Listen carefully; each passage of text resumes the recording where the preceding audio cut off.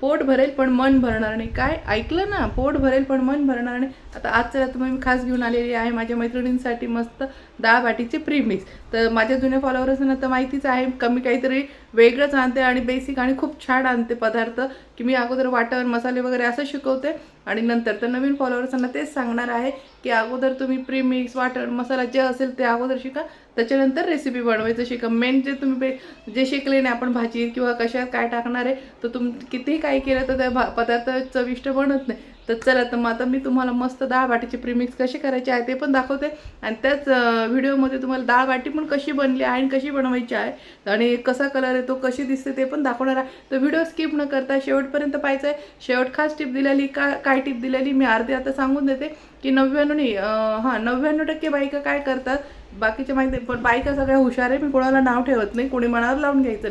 तर 99% बायका काय करतात, गिरणीतून दळून आणतात गहू मका वगैरे एकत्र. तर ते तसं करायचं नाही, का करायचं नाही ते शेवटी व्हिडिओमध्ये सांगितलं. तर त्यामुळे व्हिडिओ स्किप न करता शेवटपर्यंत पाहायचं आहे. तर चला, तर मग मैत्रिणीनं झटपट आपण रेसिपीकडे जाऊया. असं मैत्रिणीनं बघू शकता आपलं हे प्रीमिक्स आणि हे त्याच्यापासून बनवलेली बट्टी अगदी चवीला भन्नाट आहे. चला, तर मग झटपट आपण वेळ न वाया घालवता याची रेसिपी पाहून घेऊया. इथे 1 वाटी गव्हाचं पीठ घ्यायचं आहे, बघू शकतात. इथे 1 वाटी गव्हाचं पीठ घेतलं आहे. त्याच्यानंतर ह्याच वाटीने मोजून घ्यायचं 1 वाटी बारीक रवा घ्यायचा आहे. सुजी घ्यायची नाही, सुजी जाड असते. त्याच वाटीने आपण इथे 1 वाटी रवा घेऊन घ्यायचा आहे. 1 वाटी गव्हाचं पीठ घेतलं तर एकच वाटी त्या ज्या वाटीने आपण पीठ घेतो तर त्याच वाटीच्या हिशोबाने 1 वाटी रवा त्यात टाकून घ्यायचा आहे. त्याच्यानंतर आता याच्यापेक्षा एक छोटी वाटी, हां, तर इथे एक छोटी वाटी मी याचं मक्याचं पीठ टाकून घेत आहे, बघू शकता. हे मक्याचं पीठ आहे. मक्याचं पीठ रवाळ आहे मस्त. इथे मी वाटीचं तुम्हाला माप दाखवते, बघू शकता. म्हणजे जी ही मोठी वाटी आहे आपण पीठ मोजलेलं, तर त्याच्यामधली जी वाटी असते आकार बघू शकता, तर त्या वाटीने तुम्ही मक्याचं पीठ घ्यायचं आहे. तसं मी कॅप्शनमध्ये तुम्हाला सर्व 1 किलोचं प्रमाणाच्या हिशोबाने लिहून देणार आहे, जेणेकरून तुम्ही एकखटी 1 किलोचं करून ठेवणार आहे. आता हे चांगलं मिक्स करून घ्यायचं. माझं ऑलरेडी जास्त करून ठेवलेलं आहे, पण मग मी हे तुम्हाला दाखवण्यासाठी थोडंसं करून दाखवते. आणि कॅप्शनमध्ये मी 1 किलोच्या मापाचं करून दे, की जेणेकरून तुम्ही 1 किलोचं प्रीमिक्स करून ठेवाल आणि पटकन तुमचं डाळबाटी झटपट होईल. मस्त हे असं बनवून ठेवलं ना, बिलकुल वेळ लागत नाही. हे सर्व आधी एकजीव करून घ्यायचं आहे व्यवस्थित. आता यामध्ये आपण ओवा टाकून घेऊया.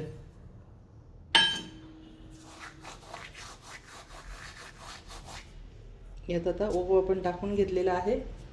आता इथे आपण जिरे घेतलेले, पण जिरे थोडेसे कुटून घ्यायचे आहे, अख्खे टाकायचे नाही. सॉरी, जिरे आले तोंडात. हा ओवा आहे, ओवा पण टाकून घ्यायचा आहे आणि जिरे अख्खे टाकायचे नाही, जिरे कुटून टाकायचे. तर आता हे सगळं प्रीमिक्स आपण एकत्र करून घ्यायचं आहे. असं एकदम परफेक्ट प्रमाणात जर बाटीचं पीठ तयार करून ठेवलं ना, तुमच्या बट्ट्या इतक्या सुंदर बनतात, इतक्या सुंदर बनतात.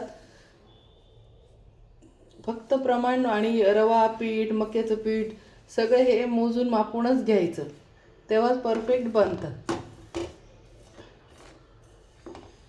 त्याच्यानंतर आता चवीनुसार यात आपण मीठ टाकून घ्यायचं आहे. आता यात लगेच चवीनुसार मीठ टाकून घ्यायचं. हे पण चांगलं चोळून घ्यायचं आहे.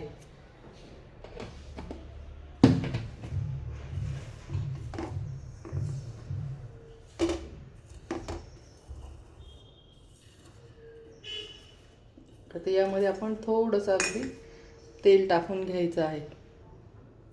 चमच्याने दाखवते, जेणेकरून तुमचं लक्षात येईल. आपण जो पोहे खिचडी भात वगैरे खातो त्याच्या हिशोबाने आपण इथे 2 चमचे तेल टाकून घ्यायचं आहे.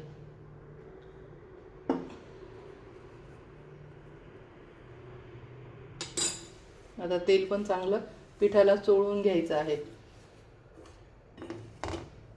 इथे तेल मी गरम टाकलेलं नाही आहे, थंडच तेल टाकलेलं आहे.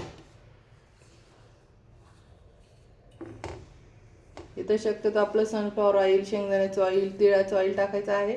इथे सरसोचं तेल टाकू नका, कारण की सरसोच्या तेलाने बट्टीचा वास येतो, छान लागत नाही.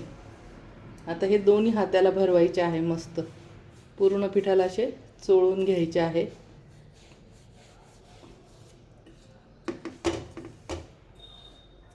सर्व एकजीव करायचं आहे.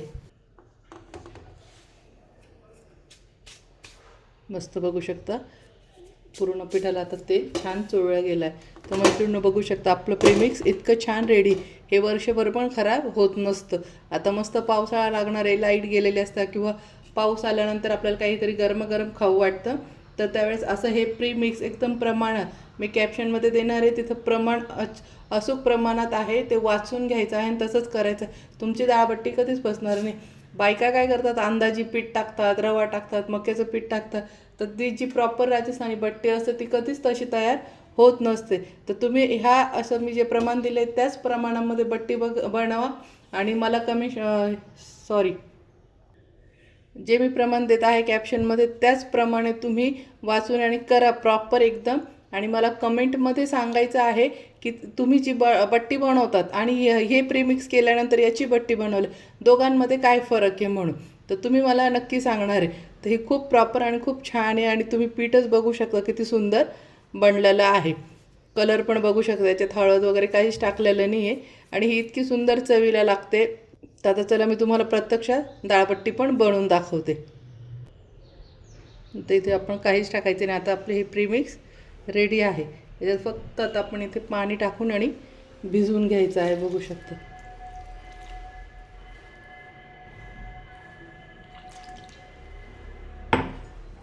इथे गरम पाणी वगैरे काहीच घेतलेलं नाही, पूर्ण थंड पाणी घेतलेलं आहे मी.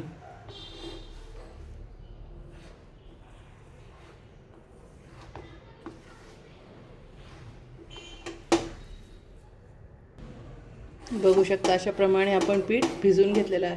एक लक्ष ठेवा, पाणी जर याच्यात थोडं जास्त पण होऊन गेलं तर घाबरायचं नाही. 15-20 मिनटं भिजत ठेवायचे. रवा फुगत चालतो, त्याच्यामुळे गोळा घट्ट होतो.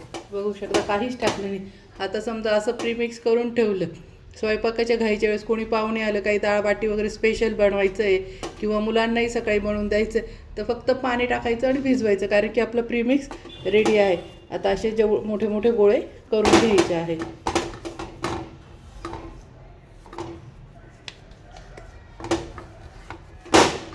याचे मी आता 4 भाग अशा पद्धतीने करून घेते.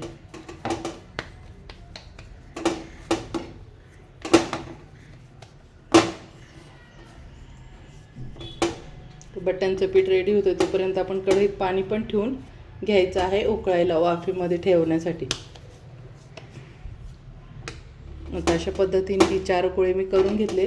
तुम्हाला जेवढं करायचं तुम्ही तेवढं घेऊ शकता ते पीठ. त्याला थोडंसं असं तेल लावायचं, त्यानंतर त्याची अशी पुंगळी तयार करून घ्यायची.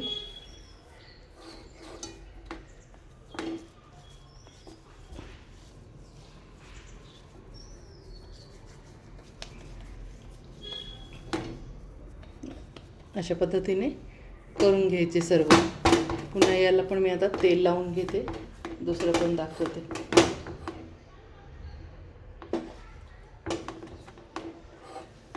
मी पुन्हा तेच एकदा सांगेल, तुम्ही माझ्यासारखं प्रमाण घ्या, अचूक प्रमाणामध्ये करा आणि तुमची बाटी बघा किती सुंदर बनते. तुम्हीच मला फरक सांगाल की नेहमीच्या बाटीत आणि याच्यात काय फरक आहे म्हणून. एवढी चवीला ही भन्नाट लागते. अशा पद्धतीने आता सर्व गोळे तयार करून घेते. अशा पद्धतीने आता मी हे गोळे करून घेतले. आता हे आपण असे चाळणीत ठेवून घ्यायचे आहे. चाळणीला थोडंसं तेलाचा हात लावून घेतलेला आहे.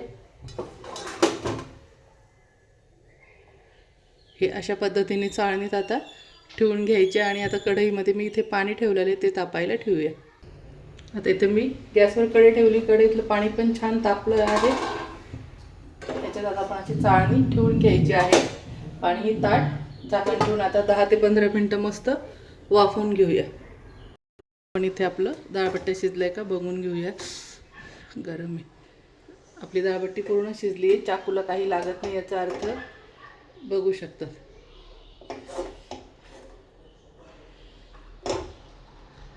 चाकूला काहीच लागत नाही याचा अर्थ डाळबट्टी झाली. आता ही 5-10 मिनटं आपण थंड होऊन जाऊ दे आणि याचे तुकडे करून तळून घेऊया. चला तर मग आता आपल्या बाट्या आपण कापून घ्यायच्या आहे.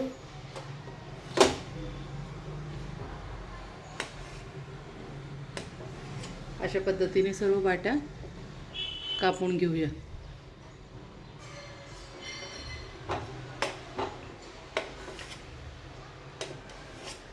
मस्त बघू शकतात किती छान झाली आहे, दाणेदार एकदम.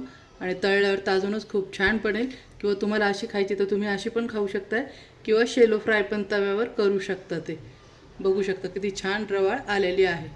आता सर्व कापा आपण करून घेऊया. मस्त बघू शकता किती छान मी तुकडे केलेले आहे बघा. दिसते ना रवाळ जाळी जशी ढोकळ्याला दिसते तशी आहे. आता हे आपण तेलामध्ये तळून घेऊया. चला तर मग तेल तापलं आहे. आता त्यात आपण बट्टी सोडून घ्यायची आहे. मस्त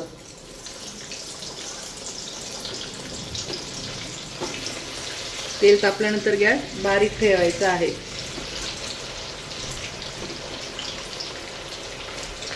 तेलामध्ये जेवढं बट्ट्या बसतील तेवढ्या टाकून घ्यायच्या आहे.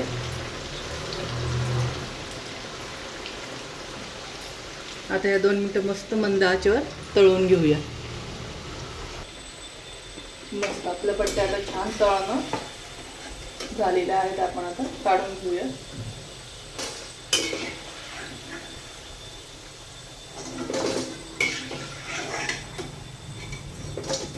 आणि आता पुन्हा दुसऱ्या आपण यात टाकून घेऊ.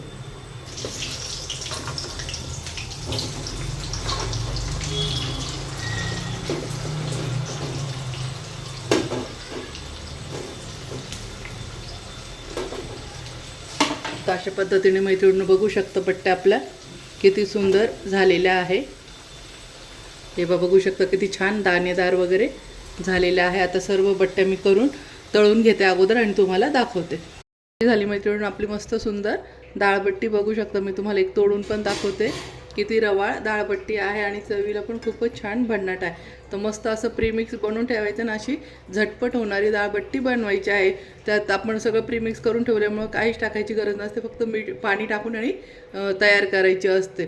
तर आता खास टिप तुम्हाला ही आहे की तुम्ही जे बायका गिरणीतून डायरेक्ट गहू दळून आणता मका एकत्र करून बट्टीचं, तर तुम्ही बघू शकता ते मातीसारखं कसकस लागते. तर प्रीमिक्स कधी पण हे असं बनवून ठेवायचं जसं मी आज तुम्हाला सांगितलं आहे तसं. आणि तुम्ही एकदा नक्की हे प्रीमिक्स बनवून त्याची डाळबाटी बनवा आणि तुम्ही स्वतःच कमेंटमध्ये सांगणार आहे की याची टेस्ट कशी आहे म्हणून. तर गिरणीतून डायरेक्ट मका वगैरे एकत्र आणि गहू एकत्र दळू नका. त्याच्याने बट्टीची पूर्ण चव जाते आणि खायला त्याच्यात असं वाटतं की दगड आले की काय कसकस लागते. तर ही आहे आपली खास टिप की गिरणीतून डायरेक्ट दळायचं नाही आहे. मक्याचं पीठ वेगळं, सगळे पीठ वेगळे आणि असं घरी प्रीमिक्स करायचं. चला तर मग भेटूया अशाच नवीन नवीन रेसिपीमध्ये. तोपर्यंत माझ्या चॅनलला लाईक करा, सबस्क्राईब करा, शेअर करा. मस्त खा आणि मस्त रहा.